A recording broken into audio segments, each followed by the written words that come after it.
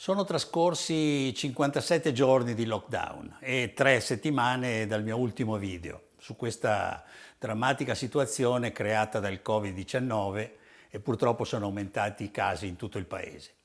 Stiamo attraversando globalmente accadimenti di proporzioni bibliche e che siano essi reali o contraffatti genereranno mutamenti inimmaginabili e nel mio piccolo come fotografo sento che devo contribuire alla creazione di una doverosa quanto modesta memoria storica. Penso che sia importante continuare a filmare per documentare un evento storico di straordinaria importanza che segnerà una tappa capitale nella nostra vita. Una tappa fondamentale dalla quale noi usciremo, se usciremo, sicuramente cambiati in molte cose.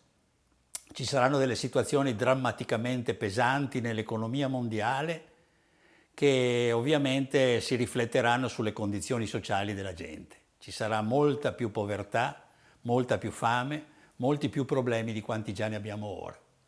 Per il momento, a parte le ricette di curanderos internazionali tipo 3 fettine di limone in acqua bollente o fare i gargarismi con acqua e sale, in realtà non si sa niente, non si sa assolutamente niente e la scienza medica non ha raggiunto grandi traguardi.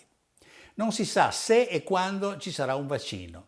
Le uniche cose che stanno cercando di fare in questo momento è di creare anticorpi utilizzando plasma ricavato da persone che sono guarite e che evidentemente hanno prodotto anticorpi e cercare quindi di riscattare questi anticorpi e in qualche modo inocularli nella popolazione. Ma in realtà non si sa niente, non si sa se questo funzionerà, per cui non si sa quando questo virus finirà e se finirà. Tutti dicono che sì, finirà, come tutte le cose finiscono. In fondo dicono siamo come se fossimo in guerra, dicono. Pensate un attimo alla Siria, pensate un attimo allo Yemen, pensate un attimo a tutti i luoghi dove vi sono guerre in questo momento, dove tutti i giorni arrivano i bombardieri, arrivano i missili, scoppiano le bombe, ti cade addosso la casa, perdi i familiari, muoiono i figli.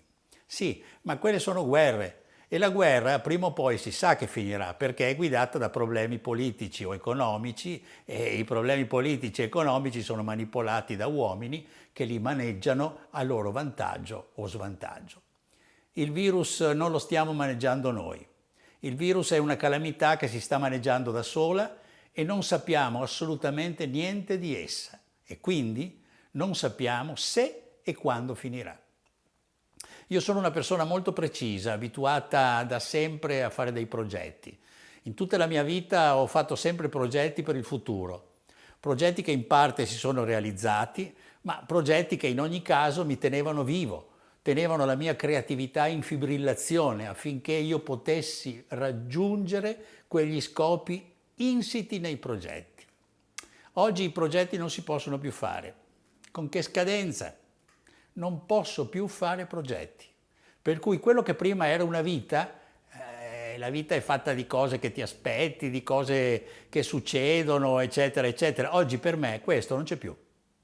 Non c'è più perché non sono in condizione di poter fare progetti, perché non so quando e se potrò attualizzarli e realizzarli. E quindi adesso non sto più vivendo.